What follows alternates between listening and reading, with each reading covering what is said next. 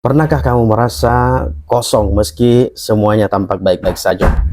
Hidup berjalan tapi hati seakan tertinggal. Kesedihan, kecemasan, dan luka batin seolah menetap lama di dada. Sulit untuk sembuh meski sudah mencoba banyak cara.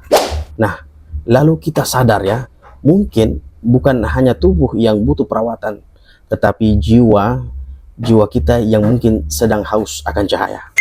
Banyak ya orang yang mencoba self healing dengan liburan, dengan meditasi, bahkan menghindar dari beragam masalah.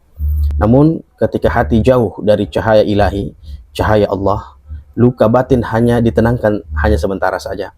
Tidak benar-benar sembuh, tidak benar-benar pulih. Padahal ya dalam agama Islam datang tidak hanya untuk menuntun ibadah, tetapi juga untuk menjadi obat hati yang luka. Allah Subhanahu wa taala menyebutkan ya Al-Qur'an sebagai penyembuh, dan Rasulullah Shallallahu alaihi wasallam mengajarkan jalan kembali saat jiwa mulai lelah. Nah, ini ada 3 self healing Islami yang insya Allah akan menyembuhkan hati. Yang pertama, kembali kepada Al-Qur'an. Ya, obat dan rahmat Al-Qur'an bukan hanya bacaan, ia adalah obat bagi hati yang sakit. Allah menyebutkannya sebagai syifa, sebagai penyembuh. Qala Allah Ta'ala, wa nunazzilu minal Qur'an ma huwa shifaa'un wa rahmatun lil mu'minin. Dan kami, kata Allah, turunkan Al-Quran sesuatu yang menjadi penyembuh dan rahmat bagi orang-orang yang beriman. Nah, ya, mulailah ya kita membiasakan diri ini banyak membaca kalam ilahi Al-Quran, mushaf tersebut setiap harinya, walaupun hanya 1 halaman. Bacaan itu insya Allah bukan hanya sebagai pahala, tetapi juga sebagai pelipur lara. Nah, yang kedua, memperbanyak istighfar dan taubat. Ya, kita membersihkan jiwa dari dosa. Sebagaimana dosa ini kan beban ya, yang tak terlihat. Ia menumpuk membuat hati ini gelap dan sulit merasakan kebahagiaan. Maka self healing sejati dimulai dengan bertaubat.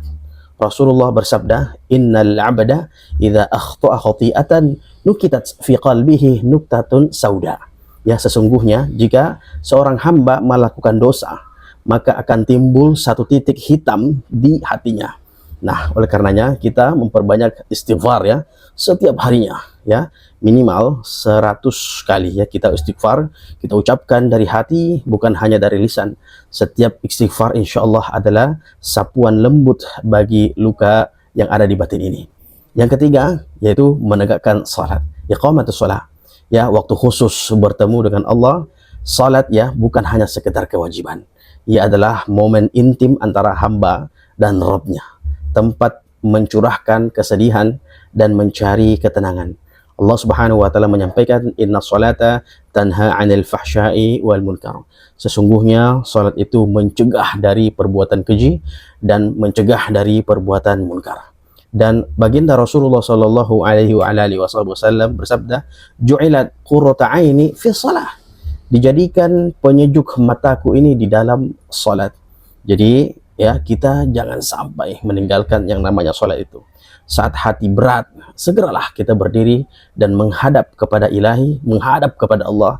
Di sanalah ruang menyembuhkan ya, yang paling sunyi dan paling dalam akan menyembuhkan jiwa kita. Jika kita merasa lelah, kosong, dan bingung mencari cara menyembuhkan luka batin ini ya, kita mulailah dari memperbaiki salat. Nah, salah satunya buku yang bisa saya rekomendasikan ya untuk memperbaiki sholat kita, ini ada 3 buku ya yang insya Allah akan membuat sholat kita menjadi bermakna. Yang pertama adalah Agar Sholat Terasa Nikmat ini, yang kedua Menangkal Gangguan Setan Saat Sholat, dan yang ketiga Formula Sholat Khusyuk.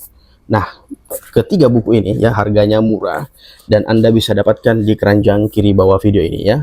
Jangan sampai kehabisan. Perbaiki sholat dengan membaca buku ini. Insya Allah sholat Anda akan terasa nikmat dan Anda akan dekat dengan Allah Subhanahu wa Ta'ala, dan self healing Anda insya Allah akan terpenuhi. Wassalamualaikum warahmatullahi wabarakatuh. Jangan lupa dicek out.